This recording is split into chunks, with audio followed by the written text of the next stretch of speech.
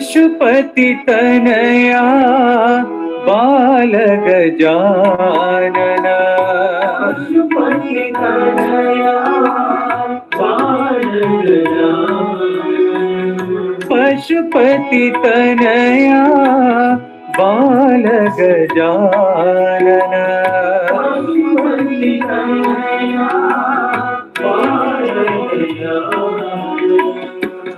महो विघ्न विनाशा गणेशा,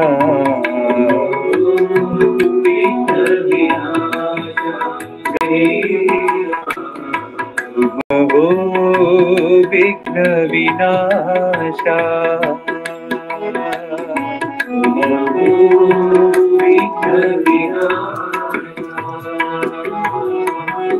हे शिवनंदन बाल गजानन,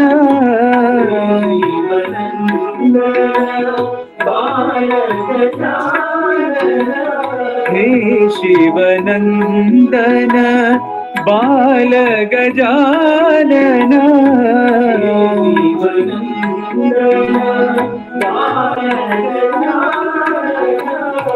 विद्या बुद्धि प्रदाता,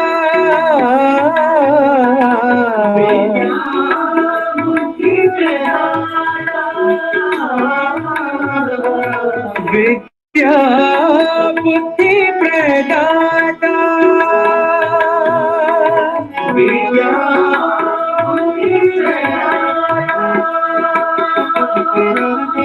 मंगल करहे, मंगल करहे,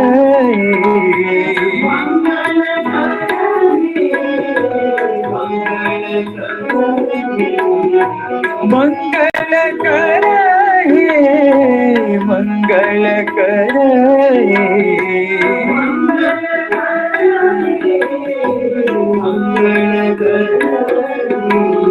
सुंदर साई गणेशा गणेशा,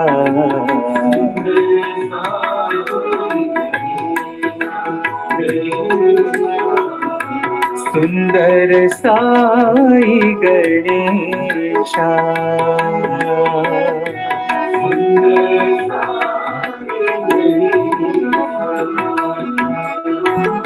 पशुपति तनया बाल गजानन,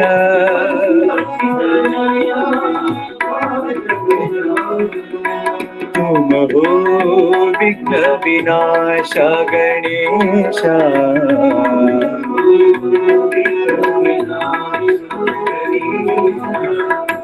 हे शिवनंदन बाल गजानन,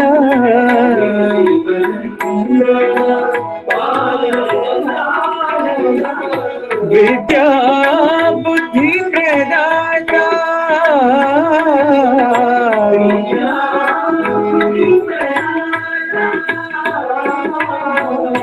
मंगल करहे, मंगल करहे,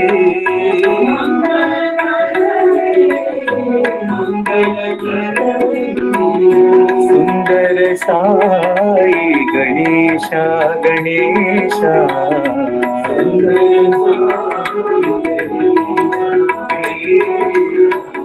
सुंदर साई गणेशा,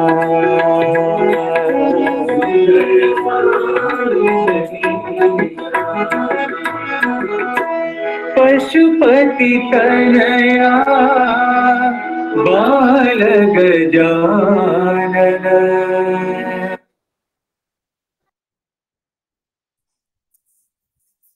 ओम श्री साई राम। हम सत्यम शिवम सुंदरम के सर्वे सर्वा पाठ का अध्ययन कर रहे हैं।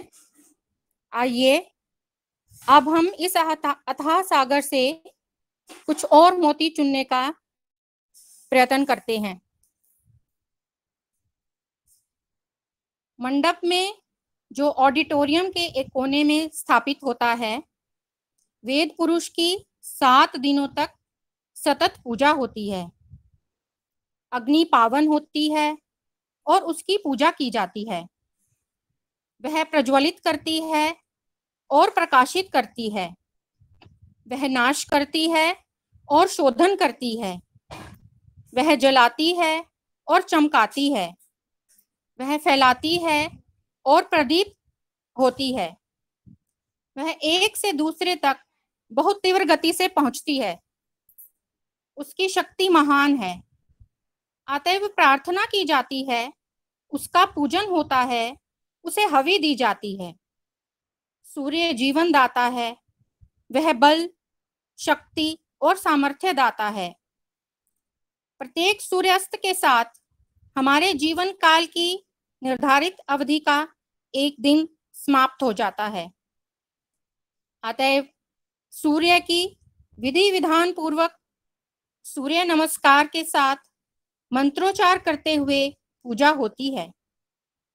कुछ लोग ईश्वर के रूप को वट वृक्ष के रूप में देखते हैं, जो समयतीत है, स्वयं अपने विस्तार को बढ़ाने वाला, शाखाओं से लटकती जड़ों को पृथ्वी में प्रविष्ट कर अपने विस्तार के बोझ को स्वयं सहन करने वाला, मनुष्य, पशु, पक्षी और कीट पतंग सबको छाया, फल, आश्रय देने वाला, जिस क्षेत्र में भी स्थित होता है उसकी शोभा और सौंदर्य बढ़ाने वाला होता है। अतएव जैसा कि वेद पुरुष में सन्निहित है, वृक्षों की आत्मा की भी विधिवत मंत्रोच्चार द्वारा प्रार्थना की जाती है। हम में से बहुत से लोग ईश्वर को अग्नि, सूर्य या वट वृक्ष के प्रतीक के माध्यम से नहीं मानते, बल्कि लिंग को उसका प्रतीक मानते और पूजते हैं। दशहरे के अवसर पर आप ऑडिटोरियम में एक पंडित को प्रतिदिन 1000 लिंग बनाते हुए और फिर उनकी विधि पूर्वक भक्ति के साथ पूजा करते हुए देख सकते हैं। और अंत में उस काली मिट्टी का, जिसके वे लिंग बनाए जाते हैं, उन्हें एक ही बड़ा गोला बनाते देख सकते हैं, जिससे कि उनको दूसरे दिन भी उसी कार्य के लिए उपयोग में लाया जा सके।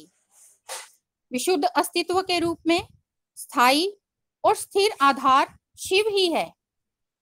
उसका गति और क्रियाशील रूप में प्रक्षेप शक्ति है।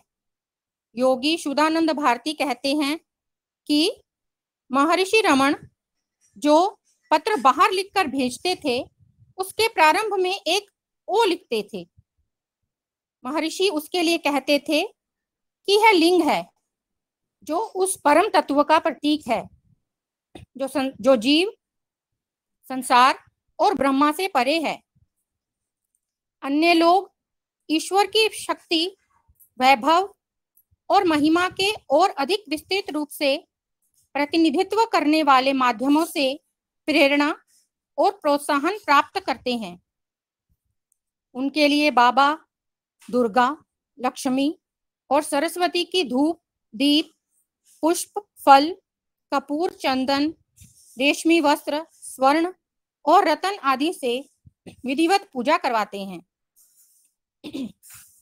कुछ लोग रहस्यपूर्ण उच्चारण की विशेषताओं के साथ ओम के जाप से अपनी आध्यात्मिक प्रगति के मार्ग पर आगे बढ़ते हैं। इसका आनंद हमें आध्यात्मिक साधना में कदम बढ़ाते रहने के लिए आकर्षित करता रहता है, जब तक कि हम अपने लक्ष्य तक नहीं पहुंच जाते हैं। दशहरा उत्सवों के उद्घाटन के प्रथम दिवस ही बाबा ने कहा था, प्रशांति निलयम में दशहरा मनाना वास्तव में एक अद्वितीय और अनुपम अवसर है, जो कठिनाई से प्राप्त होता है, हर्ष और आश्चर्य से परिपूर्ण, अंतर में छिपे षड रिपुओं काम, क्रोध, लोभ, मद, मोह, मत्सर पर विजय प्राप्त, शांति प्राप्त करने का है। बाबा के कार्य का लक्ष्य है संपूर्ण मानवता को सुख और शांति के मार्ग पर अग्रसर कराने का। इसलिए जब आंध्र प्रदेश के परिवहन मंत्री महोदय के लिए शीघ्र ही कार्य करवाएंगे और उसे पक्की डामर की सड़क बनवा देंगे, तो बाबा ने कहा था, शरीर अपने चलने के लिए सामने पक्की, साफ, चिकनी और डामर की सड़क चाहता है, किंतु हृदय को चाहिए शांति और विनम्रता की सड़क, जिससे कि वह अपने लक्ष्य पर पहुंच सके, परमात्मा के साथ अपना एकाकार कर सके, उस ऐश्वर्य के महासागर में समा जाए। मेरी उस सड़क को, उस मार्ग को प्रशस्त बनाने में अधिक रुचि है। मेरा उस सड़क को पक्की और डामर युक्त करवाने में अधिक उत्साह नहीं, जिस पर फिर धीरे और सावधानी के साथ मोटर चलाने का अनुशासन कम हो जाएगा। जीवन की यात्रा में आगे बढ़ते रहना सुगम नहीं है।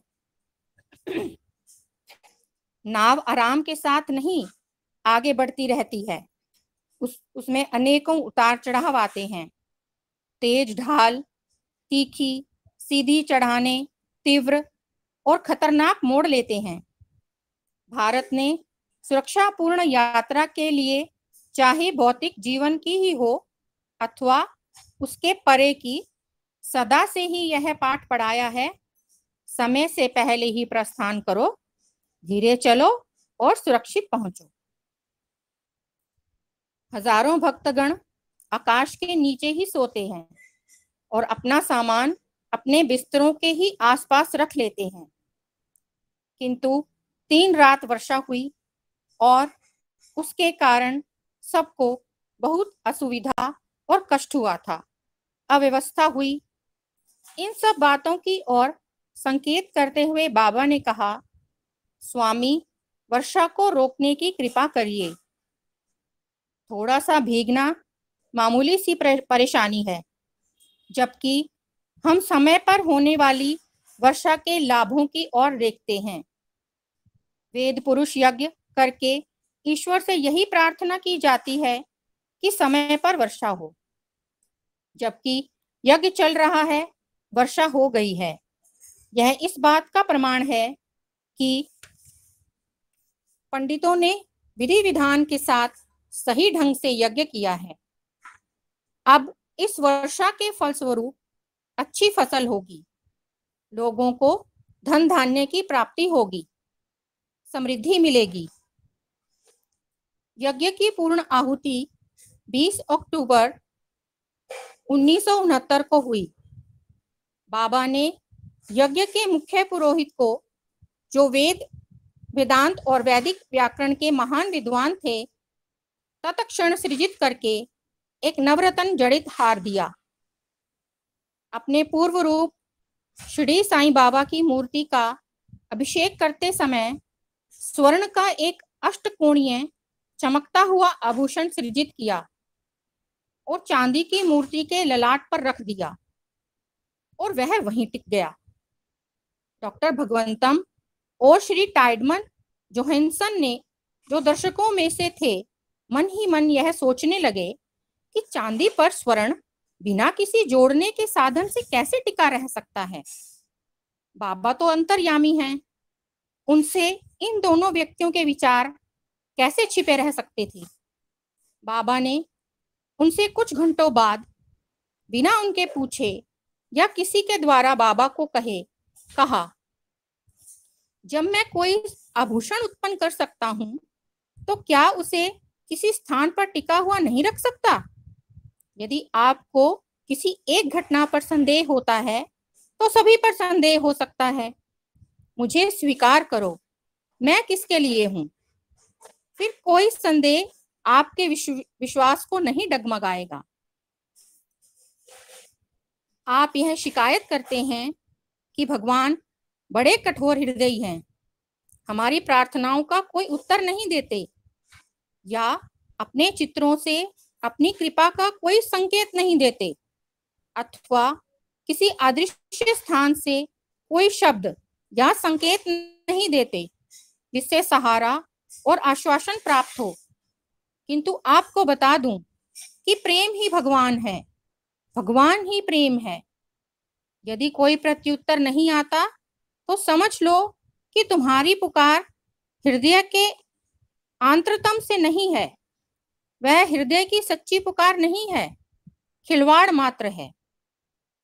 एक रटी हुई, एक सांचे में ढली हुई निर्धारित प्रार्थना जो किसी दूसरे से की गई है, जो तुमसे दूर है, विदेशी है, बड़ा कठोर और निर्दयी है। यह जान लो कि भगवान सदा तुम्हारे निकटतम हैं और प्रियतम आत्मीय हैं। जब 21 तारीख की रात्रि को बाबा पुष्प सज्जित झूले में झूल रहे थे, अनेकों कवियों ने जिस रूप में वे बाबा को अपने हृदयों में संजो कर रखते हैं, उसी रूप को अपने हृदय की भावनाओं को अपनी रचनाओं के द्वारा प्रस्तुत किया।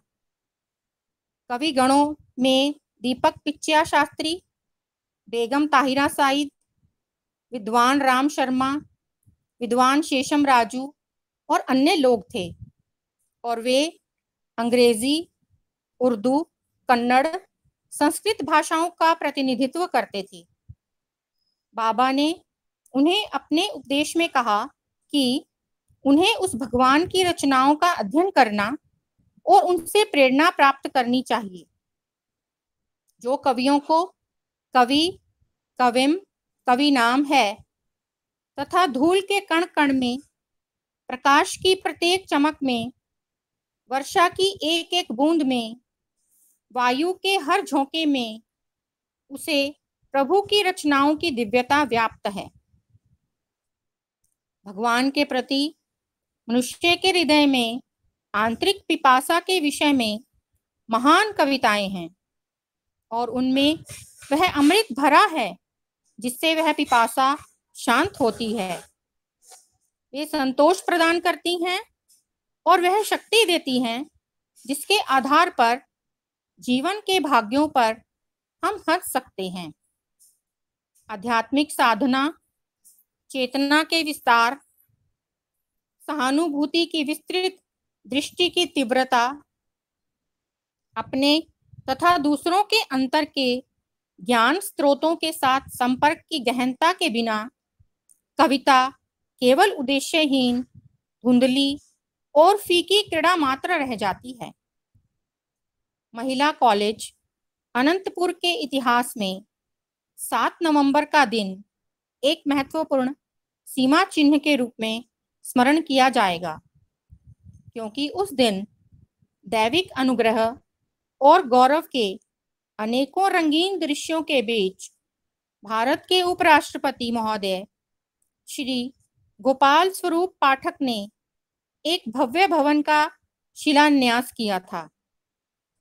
उपराष्ट्रपति महोदय का तथा आंध्र प्रदेश के राज्यपाल श्री कन्हूभाई देसाई का, जिन्होंने कॉलेज हॉस्टल का शिलान्यास किया था, स्वागत करते हुए डॉक्टर एस भगवंतम ने कहा था, संपूर्ण देशों में कॉलेजों के निर्माण का मुझे पर्याप्त अनुभव है, किंतु जब मैं इस कॉलेज को देखता हूं तो विस्मित रह जाता हूं कि 1.5 वर्ष के अल्पकाल में यह कॉलेज इस स्थिति में आगे बढ़ गया है कि 300 विद्यार्थी हैं, एक भरा पूरा पुस्तकालय है, प्रयोगशाला है, सहायक अनुषंगी विभाग है और एक गैस प्लांट भी है।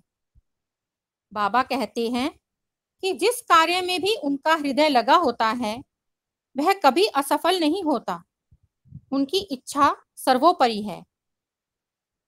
डॉक्टर वी के गोकक ने कहा, आज जब अव्यवस्था और शांति सर्वदूर व्याप्त है, यह कॉलेज स्वामी के मार्गदर्शन में व्यवस्था और शांति का पाठ पढ़ाएगा और उसका संचार करेगा। वेंकटेश्वर विश्वविद्यालय के उपकुलपति ने कहा, सत्य साई ट्रस्ट ने जो इस कॉलेज की प्रबंध व्यवस्था करती है अपना एक आदर्श चिन्ह चुना है जिससे भारतीय संस्कृति की आत्मा प्रकट होती है।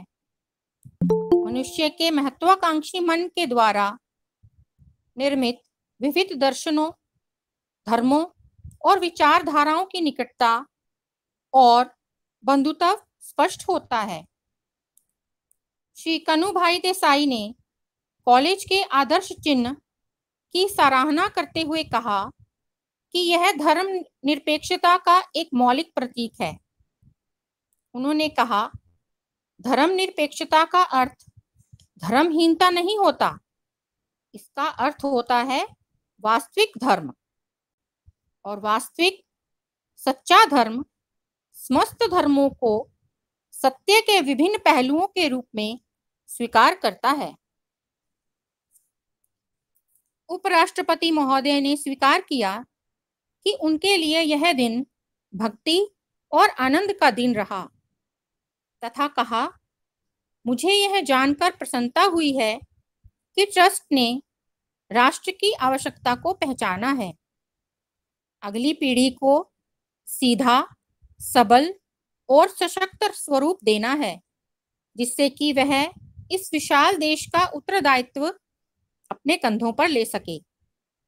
हमें अनुशासित, निर्मल हृदय और ज्ञानी पुरुषों की आवश्यकता है जो राष्ट्रीय और अंतर्राष्ट्रीय उत्तरदायित्वों को संभाल सकें।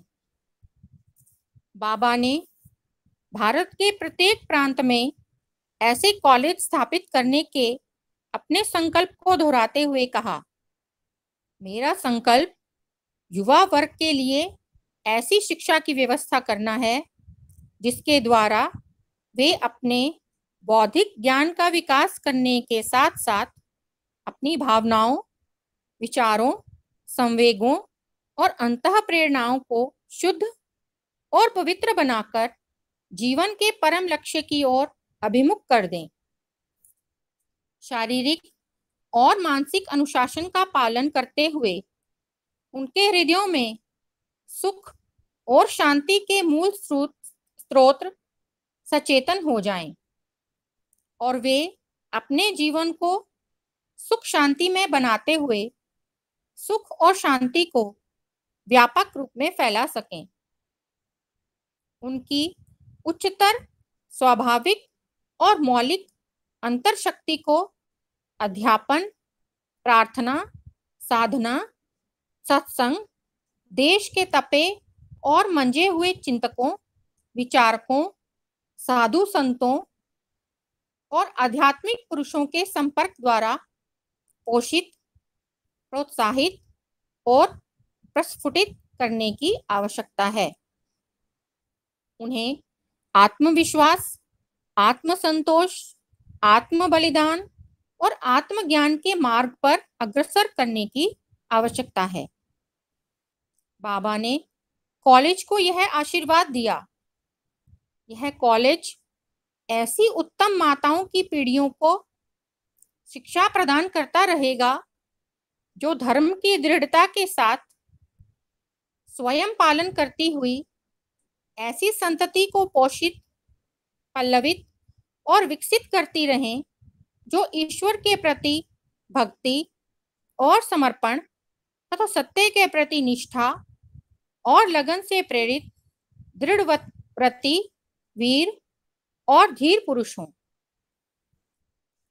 23 नवंबर बाबा का जन्मदिन होता है, किंतु जैसा कि बाबा ने चार्ल्स पन को उनकी ध्यानावस्था में अपने समुद्र पारीय उपदेश में कहा था, यह मेरा जन्म दिवस तुम नहीं मनाते हो, बल्कि तुम स्वयं अपना जन्म दिवस मनाते हो। और फिर यह भी कहा था, मेरा कार्य मनुष्य की चेतना को उस स्तर तक उठाना है जिस पर पहुंचकर ना वह शोक मनाता है ना आनंद, वह समस्त द्वंद्वों की सीमाओं को पार कर द्वंद्वातीत हो जाता है। उस परम स्थिति में प्रतिक्षण पुनर्जन्म और पुनर्मरण होता रहता है। क्योंकि ये दोनों कर्म एक ही हैं। निराकार से साकार में आना, साकार से निराकार में लीन होना। फिर ना कोई विजय है, ना कोई हार, ना कोई हर्ष है, ना ही कोई शोक। जब भक्त इस समत्व की स्थिति में, इस एकत्व और स्थिति प्रज्ञता की स्थिति में पहुंच जाता है, तो उसकी मेरी और की यात्रा पूर्ण हो जाती है, क्योंकि वह सदा अनंत रूप से मेरे साथ हो जाता है। 1969 का जन्मोत्सव एक और भी विशेष उत्सव को अपने साथ लिए था। वह था श्री साईं सेवा संगठनों का तृतीय अखिल भारतीय सम्मेलन। सारे प्रतिनिधियों के हर्ष का कोई ठिकाना नहीं था, क्योंकि सम्मेलन प्रशांति निलयम में हो रहा था और स्वयं भगवान ही आतिथ्य अर्थात मेहमान नवाज थे। मद्रास में हुए प्रथम सम्मेलन के अवसर पर बाबा ने प्रतिनिधियों को दिन में अधिकतम सानिध्य का सौभाग्य प्रदान किया था। बंबई में विश्व सम्मेलन के अवसर पर बाबा उन हॉस्टलों में जहां प्रतिनिधिगण ठहरे थे स्वयं गए थे और भोज हाल में भोजन के समय अधिकतर दिनों में उपस्थित रहे थे। इसके अतिरिक्त बाबा ने प्रतिनिधियों को दलों में धर्म क्षेत्र में बुलाकर स्वयं यह समझाया था कि वहां कितनी सीढ़ियां हैं, कितनी धातुओं का उपयोग किया गया है, कितने स्तंभ आदि हैं और उनका क्या महत्व है। प्रत्येक की संख्या 9 या 9 से विभाजित हो सकने वाले किसी अंक में थी, जो कि सत्य या ब्रह्मा के प्रतीक स्वरूप किसी भी भवन के लिए अनिवार्य है, क्योंकि सत्य का सांख्यिक प्रतीक भी 9 ही है। अब तृतीय सम्मेलन शांति निलयम की गोद में बाबा की स्वयं की निगरानी में हो रहा था।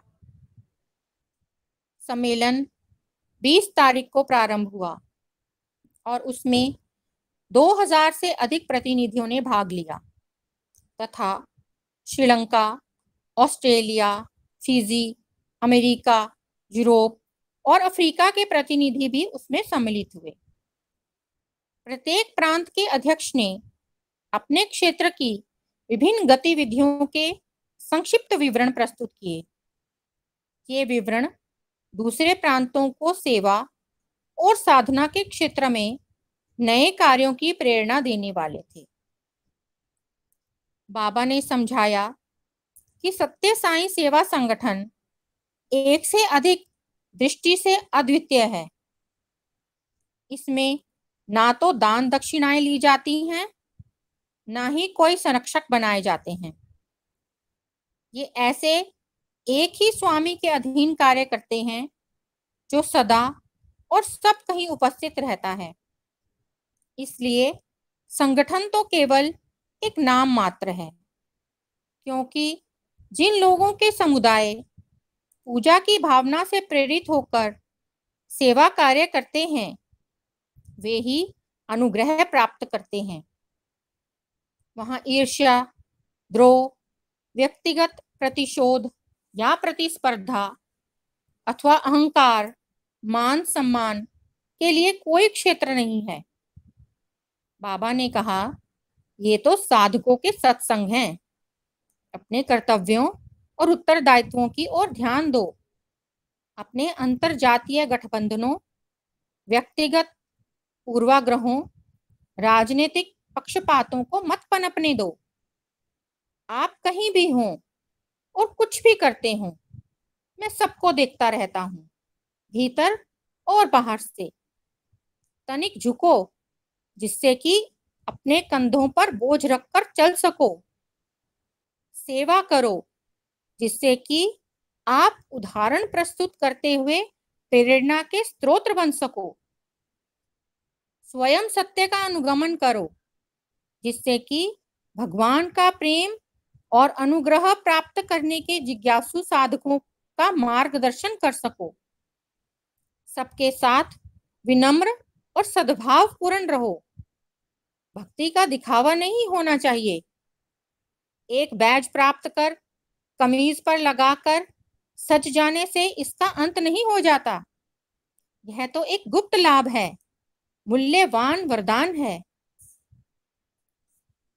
जब सम्मेलन में 4 उप समितियों के संगठनात्मक कार्यों, आध्यात्मिक गतिविधियों, साई साहित्य के प्रकाशन, महिला विभाग और सेवा संबंधी गतिविधियों के विषय में प्रस्तुत सिफारिशों पर विचार हो रहा था, बाबा ने कहा कि भक्तों को समितियों द्वारा निर्धारित कार्यक्रमों और गतिविधियों में किसी प्रकार की सुविधा या छूट प्राप्त नहीं होनी चाहिए, बल्कि इसके विपरीत साईं संगठनों द्वारा आयोजित कार्यक्रम में स्वयं प्रेरणा से सम्मिलित होने के लिए अवसरों की खोज में रहना चाहिए।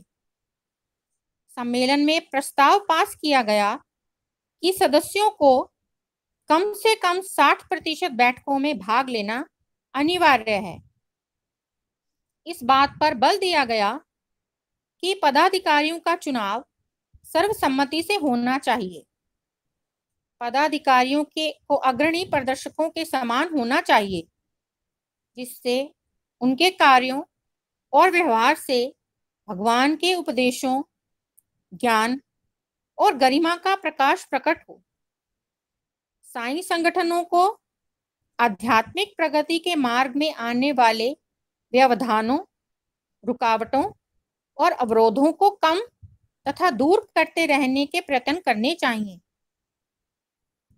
सदस्यों को सहिष्णु, सत्य भाषण, सत्य आचरण, करुणा और प्रेम से पूर्ण रहना चाहिए, ताकि समाज में उन्हें प्रतिष्ठित और अनुकरणीय समझा जाए।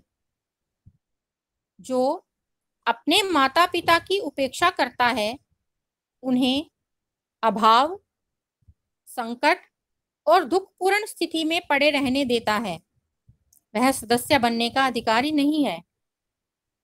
बालकों, युवकों और महिलाओं में सेवा की साधना द्वारा आत्म साक्षात्कार का संदेश पहुंचाओ। महिलाओं के ऐसे सक्रिय दलों का विकास करने में उत्साहपूर्वक कार्य कर सकें। सम्मेलन के अंतिम विदाई सत्र में प्रतिनिधियों को 22 नवंबर को संबोधित करते हुए बाबा ने कहा, मैं यह टिप्पणी और जोड़ दूं, अपने भाग्य पर कभी संदेह मत करो। यह अंततोगत्वा परम ज्ञान, शक्ति और प्रेम में विलीन होगा। दूर मत खड़े रहो, विचलित मत हो। पूर्ण जिज्ञासा, लग्न और विवेक के साथ सत्य की खोज में प्रत्येक पग दृढ़ता के साथ आगे बढ़ाओ। आत्मविश्वासी, अभय और स्वतंत्र बनो। यह भली प्रकार जान लो कि तुम भगवान के उपकरण मात्र हो, इसलिए उनके दैविक कार्य में किसी प्रकार की दुर्बलता और अस्थिरता के लिए कोई गुंजाइश नहीं है। भक्ति, विनम्रता और सहिष्णुता के ऐसे प्रतीक बन जाओ कि दूसरों के लिए आदर्श सिद्ध हो। बिना व्यवहारिक अनुभव प्राप्त किए उपदेश देते मत फिरो। प्रेम, सेवा और सहयोग को अपनाओ और उसका पालन करो। आपका पद आध्यात्मिक साधना के लिए आवाहन करता है। वह इस बात का स्मरण दिलाता है कि आप लोगों को मेरी संभाल और निर्देशन प्राप्त है। सम्मेलन उसमें भाग लेने वालों के लिए श्रद्धा और विश्वास दिलाने वाला एक संस्कार था। इसके द्वारा उन्हें बाबा का प्रेम प्रकट हुआ, वह दैविक प्रेम जिसकी बाबा साक्षात मूर्ति हैं। वह एकमेव पुरुषोत्तम थे जिन पर सबकी दृष्टि लगी रहती थी, जिनके शब्द सुनने को सबके कर्ण आतुर रहते थे, जिन पर सारे हृदयों की पूजा अर्चना समर्पित थी। बाबा सदस्यों के बीच में आकर बैठ जाते। उप समितियों की बैठकों में विचार विमर्श के समय जब कोई सुझाव गर्व के साथ प्रस्तुत किया जाता और उस पर बड़े परिश्रम और तत्परता के साथ बहस होती, तो बाबा भी उसमें भाग लेते और उस पर प्रकाश डालते और गंभीर वातावरण को ऐसा सरल बना देते कि सब हंसते हुए खिलखिला उठते। प्रतिनिधियों के बीच घूमते हुए उन पर अपने अनुग्रह की वर्षा करते, प्रदेशानुसार प्रतिनिधियों के दलों से मिलते और उनके विनोद के साथ हंसाते और साथ साथ चुटकियां लेते हुए उनकी आपसी प्रतिस्पर्धा और प्रतिद्वंदिता को समाप्त किया, मतभेद मिटाए, कटुता को मधुरता और सहयोग में परिवर्तित किया। यद्यपि संपूर्ण कार्य का भार अपने ऊपर ले रखा था और उनके परामर्श के बिना भोज, कार्यसूची, बैठने की व्यवस्था, विचार विमर्श आदि कोई भी छोटा से छोटा और बड़ा से बड़ा कार्य नहीं होता था, फिर भी बाबा के मुख पर सदा मुस्कान रहती थी, सदा प्रफुल्लित शक्ति और सामर्थ्य के भंडार। उस समय उनकी बस एक झलक पाना ही निस्वार्थ सेवा का एक पाठ पढ़ लेना होता था। उनकी वाणी का एक शब्द सुनना, उनका अपार अनुग्रह प्राप्त करना और उनके कार्य में भाग लेने का अवसर पाना होता था। उनके चरण स्पर्श कर लो तो वह शक्ति प्राप्त होती कि व्यक्ति अपने आप को समस्त संसार का और उसकी ललकार का सामना करने में समर्थ समझने लगता। प्रतिनिधिगण जन्म दिवस समारोह में भाग लेने के लिए 23 और 24 नवंबर को भी ठहरे। बाबा ने 23 तारीख को अपने भाषण में कहा, जिस दिन मैं तुम्हारे अंतर में प्रेम के रूप में जन्म लेता हूं, वही तुम्हारे लिए मेरा जन्म दिवस है। ध्वजारोहण से पूर्व वहां उपस्थित 15,000 भक्तों को संबोधित करते हुए बाबा ने कहा, शिव शक्ति ने मानवता का संदेश उन तक पहुंचाने के लिए मानव रूप में अवतार लिया है।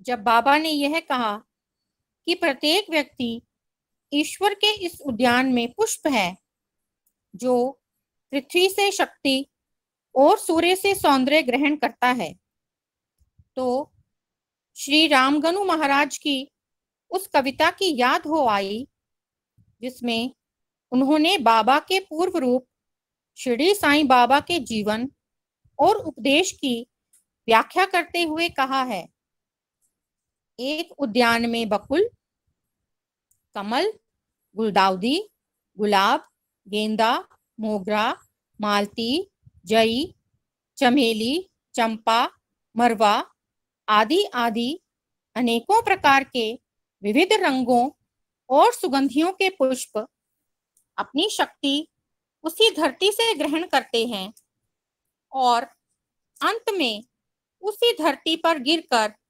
उसी में लीन हो जाते हैं और फिर उनमें कोई भेद नहीं रह जाता है। धर्म व्यक्ति का समष्टि के साथ एक नित्य निरंतर सामना कराता है और एक सशक्त नियंत्रण प्रस्तुत करता है, जिसमें स्वीकार किए जाने के लिए आग्रह है। बाबा ने कहा, जिन्होंने बाबा की ओर से इस निमंत्रण का आस्वादन किया है, वे जानते हैं कि बाबा भगवान हैं। बाबा ने अपने जन्म दिवस के भाषण के प्रारंभ में स्वरचित पद में कहा था, भगवान के आदेश से सूर्य प्रकाश प्रदान करता है, आकाश में तारे चमकते हैं, वायु चलती है और जीवन को सहारा देती है, नदियां घुमाव और चक्रदार मार्गों से प्रवाहित होती हैं, अग्नि जलाती है, लाखों प्रकार के जीव इस पृथ्वी, समुद्र और आकाश को आबाद रखते हैं और ईश्वर की सत्ता, शक्ति, प्रताप, यश और गौरव की घोषणा करते हैं। हमने यह तो सुना है कि जिसका जन्म दिवस पर अपने भक्तों को भेंट देते हैं, क्योंकि भगवान को हम क्या दे सकते हैं जो सबका दाता है। भक्तगण लंबी लंबी कतारों में बैठ जाते हैं और बाबा प्रत्येक को मिठाई की एक थैली देते हैं, एक प्यार भरे शब्द, प्रेम और आकर्षण भरी मुस्कान के साथ, जो जीवन की एक निधि बन जाती है। इन उत्सवों के दौरान भाषण के पश्चात बाबा कुछ भजन गाते हैं, जिन्हें उपस्थित जन समूह संवेद स्वरों में दोहराता है। वास्तव में उस समय शिव की जटा से गंगा प्रवाहित होती है और भक्तगण उसमें डुबकियां लगा सागर सुतों के समान अपना उद्धार हुआ पाते हैं, या यूं कहें कि उनके मुख से उच्चारित भजन के मधुर बोल श्री कृष्ण की मुरली के गान हैं, जिनको सुनकर जिस प्रकार आनंद में यमुना का जल प्रवाह रुक जाता था, उसी प्रकार प्रशांति निलयम में चित्रावती नदी ने अपने आप को तो जल से ही रिक्त कर डाला, जिससे कि प्रवाह को रोकने की परेशानी से मुक्त रहकर वह बाबा की वाणी का रसपान कर सके। एक भक्त ने लिखा है, बाबा की सुमधुर वाणी में दैविक नाम और महिमा का यशोगान सुनकर देश और काल के बंधनों से युक्त हो व्यक्ति जीवन की समस्त चिंताओं और विघ्न बाधाओं को भूल जाता है और स्वयं दैविक आनंद का आस्वादन प्राप्त करता है। दिसंबर 31, 1969 को बाबा मैसूर राज्य के सत्य साई सेवा संगठनों की विभिन्न इकाइयों के प्रतिनिधियों के बीच थे, जिन्हें बाबा ने उन्हें प्रेम भरे शब्दों में अपने धर्म स्थापना के दैविक कार्य के उपकरण बताया। साई राम सुगंधा, बस अभी अब हो गया काफी आज। साई राम जी। साई राम, साई राम, बहुत अच्छा। डॉक्टर अमर सिंह हमारे मध्य में। डॉक्टर साहब प्लीज आज आप इस पाठ का थोड़ा एनालिसिस। साई राम। साई राम जी। भगवान बाबा के दिव्य चरणों में मेरा कोटि से प्रणाम और उपस्थित सब भक्तजनों के हृदय में बसे साई राम को मेरा प्रणाम। ये बहुत लंबा पाठ है, सत्यम शिव सुंदर पार्ट 3 का 10वां, सर्वे सर्वा। अर्थात भगवान ने तो सब कुछ है, इस संसार के रचयिता है, पालन करता है, तारणहार हैं, तो उनकी एक एक शब्द जो है वो बहुत ही अद्वितीय है, बहुत ही मधुर है और उसका बहुत ही बड़ा अर्थ है। तो शुरू में भगवान बाबा ने इसमें बताया है कि भगवान बाबा तो शिव और शक्ति के रूप हैं, जो माता और पिता हैं। एक श्री बलूरी शिवराम शास्त्री जी, जो कि बहुत ही उच्च कोटि के विद्वान थे, बहुत ही बाबा के प्रति उन्होंने लिखा है और बड़े आलोचक और अध्यापक भी रहे हैं योग तंत्र वेदांत के। वो कहते हैं कि स्वामी का प्रेम जो है उसको कोई समझ नहीं सकता, उसको पाकर लाभान्वित तो हो सकते हैं, लेकिन इस प्रेम की विज्ञान भी कोई परिभाषा नहीं कर सकता और कार्य, कारण और कार्य की व्याख्या करने वाला तर्क शास्त्र जो है वो भी इस प्रेम को पकड़ की पहुंच से परे रहता है। ये बहुत ही प्राचीन और अद्वितीय बाबा का गौरव प्रेम है। तो ये सारी इसमें भौतिकता और मानसिकता बिल्कुल नगण्य हो जाती है, सिर्फ आत्मा ही आत्मा व्यक्त रहती है। एक तो ये उन्होंने भगवान बाबा के बारे में बड़ा अच्छा उनके प्रेम के बारे में वर्णन किया है। फिर भगवान बाबा कहते दशहरे के दिन जो जब दशहरा उत्सव मनाया जाता है तो वहां पर माँ की पूजा का उत्सव भी दशहरा बाबा के ठीक उनकी उपस्थिति में मनाया जाता है।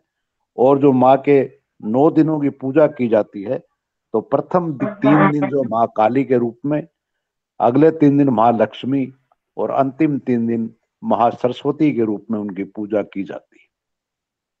फिर वहां एक दिन भगवान बाबा बताते हैं कि इसी दशहरे के अंदर उत्सव के समय ही वहां पर हॉस्पिटल दिवस भी मनाया गया था, क्योंकि वो स्वामी कहते हैं कि आत्मा के वाक शरीर जो है उसको द्वैत से द्वंद भरे संसार का को पार करके एक में ब्रह्म में लीन होने के साधन के रूप में सदा उपयुक्त और दक्षता और क्रियाशीलता बनाए रख सकें, इसलिए अस्पताल की भी बहुत आवश्यकता होती है।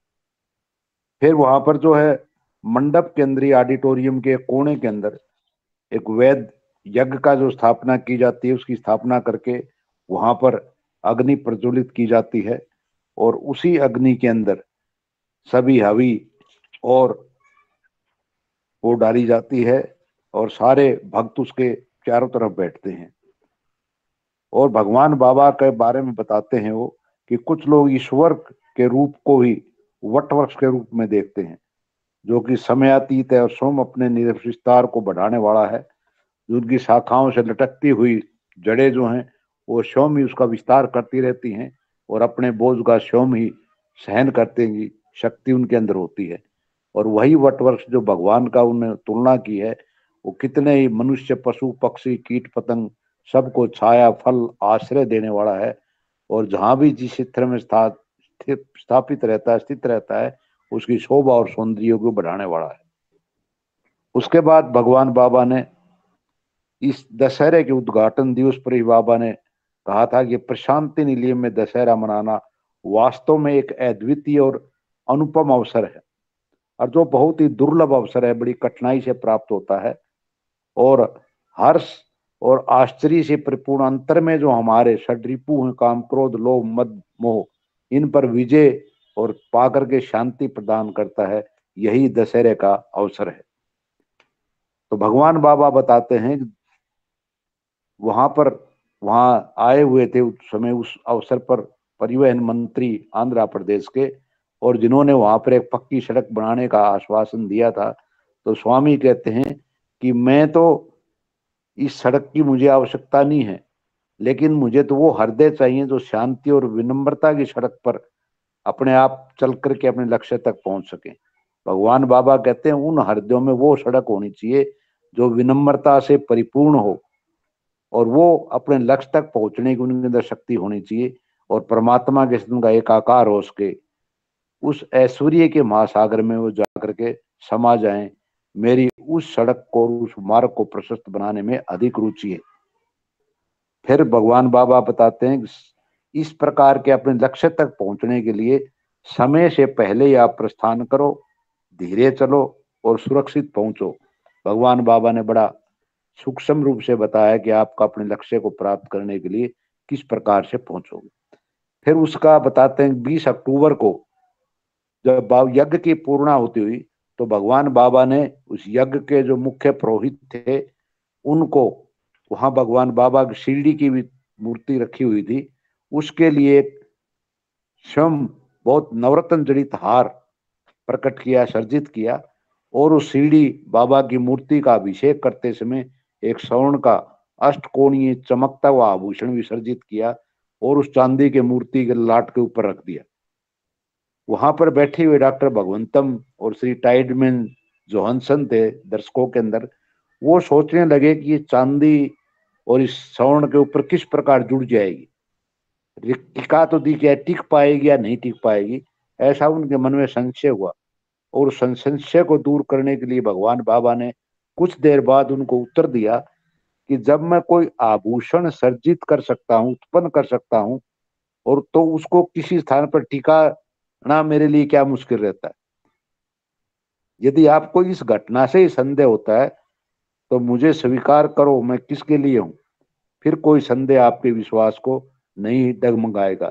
मतलब जिनका भगवान के अंदर विश्वास नहीं है वही संदेह कर सकते हैं। स्वामी कहते हैं जिसका मेरे अंदर पूर्ण विश्वास है वो ये समझ सकता है कि भगवान कुछ भी कर सकते हैं, उनके लिए कोई मुश्किल नहीं। फिर भगवान आगे बताते हुए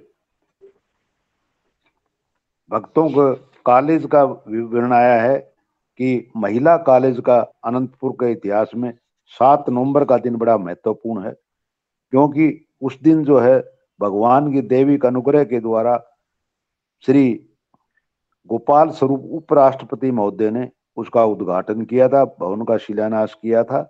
और उपराष्ट्रपति महोदय के साथ ही आंध्र प्रदेश के राज्यपाल जो थे कन्नू भाई देसाई, उन्होंने कॉलेज हॉस्टल का शिलान्यास किया था।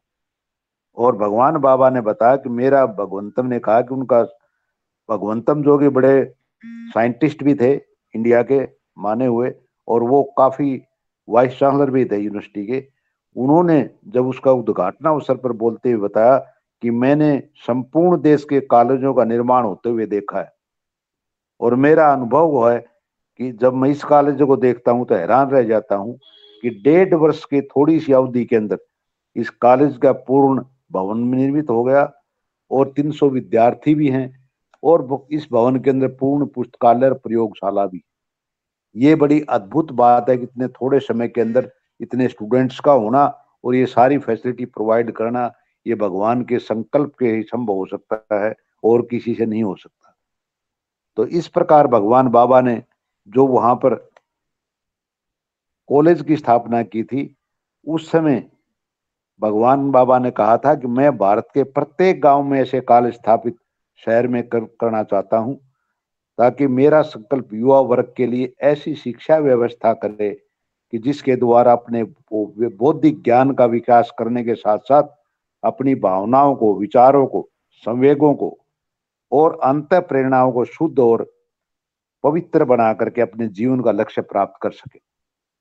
फिर भगवान ने कहता ये कॉलेज उन उत्तम माताओं की पीढ़ियों को शिक्षा प्रदान करेगा। देखिए ये गर्ल कॉलेज था, तो इसलिए भगवान बाबा कहते हैं ये कॉलेज ऐसी उत्तम माताओं की पीढ़ियों की शिक्षा प्रदान करेगा जो धर्म की दृढ़ता के साथ स्वयं पालन करती हुई ऐसी संतान को पोषित, पल्लवित और विकसित करती रहे, जो ईश्वर के प्रति भक्ति और समर्पण तथा सत्य के प्रति निष्ठा और लगन से प्रेरित, दृढ़वती, वीर और धीर पुरुष हो। कितना अच्छा भगवान बाबा ने बताया है कि इस कॉलेज की स्थापना का लक्ष्य क्या है। फिर 23 नवंबर को बाबा का जन्मदिन आ गया। उस दिन चार्ल्स पेन को ध्यान अवस्था में एक उपदेश मिला था, वही बाबा बताते हैं कि यह मेरा जन्म दिवस नहीं जिसे तुम मनाते हो, बल्कि तुम स्वयं अपना जन्म दिवस मनाते हो, क्योंकि मेरा कार्य मनुष्य की चेतना को उस स्तर तक उठाना है जिस पर पहुंचकर न वो शोक मनाता है न वो आनंद मनाता है, वह समस्त द्वंद्वों की सीमाओं से पार होकर द्वंद्वातीत हो जाता है। उस परम स्थिति में पहुंच करके उसका उस अवस्था में अनुभव करता है कि पुनर्जन्म पूर्ण होता रहता है, क्योंकि ये दोनों कर्म एक ही हैं, निराकार से साकार में आना और साकार से निराकार में लीन होना। फिर न कोई विजय है, न कोई हार है, न कोई हर्ष है, न कोई शोक है। जब भक्ति समत्व की स्थिति में और एकत्व की स्थिति, प्रज्ञा अवस्था में पहुंच जाता है, तो उसको मेरी ओर की यात्रा उसकी पूर्ण हो जाती है, क्योंकि वह सदा अनंत रूप से मेरे साथ हो जाता है। कितने सुंदर शब्दों में भगवान बाबा ने बताया है कि किस प्रकार एक भक्त अपने जीवन के लक्ष्य को प्राप्त करता हुआ मेरे तक पहुंचकर उस अवस्था में पहुंच जाता है जहां पर किसी प्रकार का द्वंद्व नहीं रहता है। उसके बाद भगवान बाबा ने मैसेज देते हुए बताया था कि समझाया कि सेवा संगठन के बारे में। उस दिन तृतीय भारतीय सम्मेलन भी था उसी बाबा के 69 के जन्मोत्सव के ऊपर, और उसके अंदर प्रशांति निलयम में ये तीसरा सम्मेलन हुआ था। पहला मद्रास था, फिर बॉम्बे था, और ये तीसरा प्रशांति नीली में लगा जिसमें 2000 से अधिक प्रतिनिधि आए हुए थे, जो कि फॉरेन से भी, Sri Lanka, Australia, Fiji, America, Europe, Africa से सभी प्रतिनिधि यहाँ शामिल हुए थे। और बाबा ने वहां पर समझाया था कि सत्य साई सेवा संगठन जो है वो बड़ा अद्वितीय है। इसमें न तो दान दक्षिणाएं ली जाती हैं, न कोई संरक्षक बनाए जाते हैं। ये एक ही स्वामी के अधीन कार्य करते हैं, जो सदा और सब कहीं उपस्थित रहता है। देखिए, स्वामी के अधीन कार्य करते हैं, जो सदा ही सबके साथ उपस्थित भी रहता है। इसलिए संगठन तो केवल एक नाम मात्र है, क्योंकि जिन लोगों के समुदाय पूजा की भावना से प्रेरित होकर सेवा कार्य करते हैं, वे ही अनुग्रह प्राप्त करते हैं। या ईर्ष्या, द्रोह, व्यक्तिगत प्रतिरोध, प्रतिस्पर्धा या अहंकार, मान सम्मान का कोई क्षेत्र नहीं। बाबा ने कहा ये तो साधकों का सत्संग है। अपने कर्तव्य और उत्तरदायित्वों को ध्यान दो, अपने अंतर जातीय गठबंधन, पूर्वाग्रहों, इन सब को त्याग दो। मैं सबको देखता रहता हूं, भीतर और बाहर से। तनिक झुको, जिससे कि अपने कंधों का बोझ रखकर चल सको। सेवा करो, जिससे आप उदाहरण प्रस्तुत करते हुए प्रेरणा के स्रोत बन सको। शुभ सत्य का अनुगमन करो, जिससे कि भगवान का प्रेम और अनुग्रह प्राप्त करने के जिज्ञासु साधकों का मार्गदर्शन कर सको। देखिए, ऑफिस बीरर को सेवा उनको भी कहता है, सेवकों को सबके साथ विनम्र और सद्भाव पूर्ण से रहो। भक्ति का दिखावा नहीं होना चाहिए। भगवान बाबा कहते हैं जो भी भक्ति करते हो, ना उसका अपने वर्णन करना, ना उसका कोई दिखावा करना है। और एक बैज जो तुम्हें कमीज पर लगाने के लिए जाता है, उससे सज जाने से ही इसका अंत नहीं हो जाता। यह तो एक गुप्त लाभ है और मूल्य वरदान करते आपको देता है। तो इस प्रकार भगवान बाबा ने वो सेवक, उस थर्ड कॉन्फ्रेंस के अंदर आए हुए भगत थे, उनको बताया। उसके साथ ही साथ भगवान बाबा ने जो ऑफिस बीरर बने हुए थे, डिस्ट्रिक्ट प्रेसिडेंट थे, कन्वीनर थे, कोऑर्डिनेटर थे, उनके लिए भी बड़ा अच्छा सम्मेलन बाबा ने कहा है कि अपने भाग्य पर संदेह मत करो, ये अंतोतगत व परम ज्ञान, शक्ति और प्रेम में विलीन हो जाएगा। दूर मत खड़े रहो, विचलित मत हो, पूर्ण जिज्ञासा और लगन विवेक के साथ सत्य की खोज में प्रत्येक पग दृढ़ता के साथ आगे बढ़ाओ। आत्मविश्वासी, अभय और स्वतंत्र बनो। यह भली प्रकार जान लो कि तुम भगवान के उपकरण मात्र हो। इसलिए उनके जो दैविक कार्य तुम्हें दिए गए हैं, उसमें किसी प्रकार की दुर्बलता और अस्थिरता के लिए कोई गुंजाइश नहीं है। भक्ति, विनम्रता, सहिष्णुता ऐसे के ऐसे प्रतीक बन जाओ को दूसरे के लिए आदर्श सिद्ध हो जाओ। बिना व्यवहारिक अनुभव प्राप्त किए उपदेश मत दो। पहले स्वयं उसको अनुभव करोगे तब उपदेश दो। वैसे नहीं आप पढ़ के उपदेश दे दिया। प्रेम, सेवा और सहयोग को अपनाओ और उसका पालन करो। आपका पद आध्यात्मिक साधना के लिए आह्वान करता है। ये इस बात का स्मरण दिलाता है कि आप लोगों को मेरी संभाल और निर्देशन प्राप्त है। देखिए, ये ऑफिस बीरर के लिए भगवान बाबा ने बड़ा अच्छा दिया है। और फिर भगवान बाबा ने अपने चरण स्पर्श और दर्शन मात्र के बारे में भगवान क्या बताया है कि भगवान बाबा की वाणी का एक एक शब्द सुनना भी एक बहुत ही अनुग्रह, अपार अनुग्रह प्राप्त करना है। उनके कार्य में भाग लेने का अवसर पाना ही एक बहुत बड़ी उच्च आपकी साधना है। उनके चरण स्पर्श करने से तो वह शक्ति प्राप्त होती है कि व्यक्ति अपने आप को समस्त संसार का और उसके ललकार का सामना करने में समर्थ हो जाता है। भगवान बाबा के इस प्रकार भक्तों को बताते हुए ये चैप्टर जो आपका पढ़ा गया है, उसमें फिर भगवान बाबा कहते हैं, भगवान के आदेश से वो कहते हैं जितना संसार सृष्टि में चीजें हैं, सूर्य प्रकाश प्रदान करता है, आकाश में तारे चमकते हैं, वायु उनकी आज्ञा से चलती है जो जीवन को सहारा देती है, नदियां चक्करदार मार्गों पर प्रवाहित होती हैं, अग्नि जलती है, लाखों प्रकार के जीव इस पृथ्वी, समुद्र और आकाश में आबाद रहते हैं और ईश्वर की सत्ता, शक्ति और प्रताप, यश और गौरव की घोषणा करते हैं। जो कुछ भी घटित होता है, जो कुछ संसार में है, हर कण कण में स्वामी बसते हैं और जो कुछ हम देखते हैं आंखों से, वो सब कुछ भगवान की कृपा से ही हो पाता है। तो ये भगवान बाबा ने मैसेज दिया था जो शॉर्ट में आपको बताया है। बाकी आगे का चैप्टर फिर बताएंगे। साई राम जी, अगर कोई हाँ जी, त्रुटि रहेगी वो क्षमा करें प्लीज। साईं राम। वाणी ने कहा त्रुटि, ये तो उसने हमें सौभाग्य दिया है कि उसके श्रीमुख से निकले हुए शब्दों को हमें उन्होंने पढ़ने के लिए मैं ये कहूँगी सुअवसर दिया है कि उसकी दिव्य वाणी को हम पढ़ रहे हैं और समझने की कोशिश कर रहे हैं। ये चैप्टर तो डॉक्टर साहब अब हमारे लिए सबके लिए ये तो स्टेट लेवल पर ही रिवीजन का चैप्टर है ये। यस यस, सर्वे सर्वा नाम भी। हाँ जी, इसीलिए इसका नाम भी सर्वे सर्वा है। और पदाधिकारियों क्या कर्तव्य है, उनको कैसे काम करना है, किस तरह से उनको अपनी श्रद्धा और विश्वास को सुदृढ़ करना है, स्वामी ने एक एक स्टेप पर आदेश और उपदेश और गाइडलाइन दी है कि कैसे तुम्हारा व्यवहार होना चाहिए। और अगर इस तरह से सभी अपने कर्तव्यों का पालन करते हैं पदाधिकारी, तो ऐसे लगता है कि फिर तो स्वामी के जो स्वामी का मैसेज है कि your life is my message, वो जरूर बन जाए। अगर हम चलते हैं इसके अनुसार ही, हम अपने कर्तव्यों का पालन करते हैं, जो समिति या संगठन के प्रति हमारा समर्पण होना चाहिए, तो वो अपने आप में परिपूर्ण होगा। और यहाँ पर एक टाइम तो हो गया, अब देखिए यहाँ पर कैसे बाबा ने एक और संदेश दिया, बड़ा सुंदर। बाबा ने 23 तारीख को अपने भाषण में कहा कि जिस दिन मैं तुम्हारे अंतर में प्रेम के रूप में जन्म लेता हूँ, वही तुम्हारे लिए मेरा जन्म दिवस है। और ध्वजारोहण से पूर्व यहाँ उपस्थित 15,000 भक्तों को संबोधित करते हुए बाबा ने कहा, शिव शक्ति ने मानवता का संदेश उन तक पहुंचाने के लिए मानव रूप में अवतार लिया है, क्योंकि भगवान तो शिव शक्ति स्वरूप है।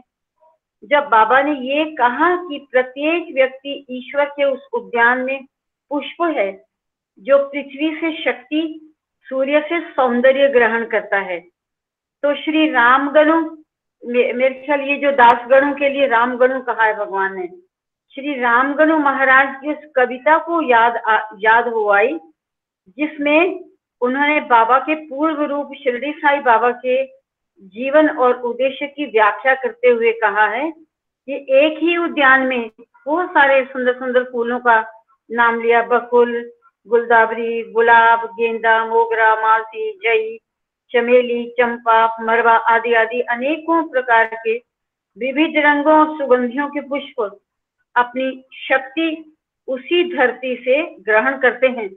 और फिर कितना भी वो सुंदर होकर खिलता है, उसका रूप रंग भी अलग अलग होता है, उसके गुण और स्वभाव भी अलग अलग होता है, उसका स्वरूप भी अलग अलग होता है, लेकिन अंततः क्या, और फिर अंत में उसी धरती पर गिरकर उसी में लीन हो जाते हैं, और फिर उनमें कोई भेद नहीं रहता। इस प्रकार से भगवान ने एक दिन, ये जो जीवन का उद्यान है, इसमें विभिन्न प्रकार के उसके अनेक विभिन्न स्वभाव के, तरह तरह के, हर जो मानव है वो भी इस उद्यान में पुष्प की तरह ही है, लेकिन उद्देश्य केवल एक ही है, अंततः उस परम पुरुष परमात्मा में मिल जाना, वहीं जाकर जीवन का उद्देश्य पूरा होता है। ओम साई राम। इसमें से कुछ एक भाग तो हमें दोबारा से कल हम फिर से एनालाइज करेंगे इसमें से। ओम साई राम। समस्त लोकाः सुखिनो भवन्तु, समस्त लोकाः सुखिनो भवन्तु, समस्त लोकाः सुखिनो भवन्तु।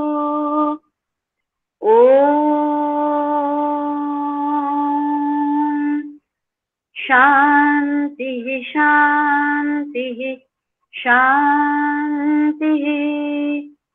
जय बोलो भगवान श्री सत्य साई बाबा जी की।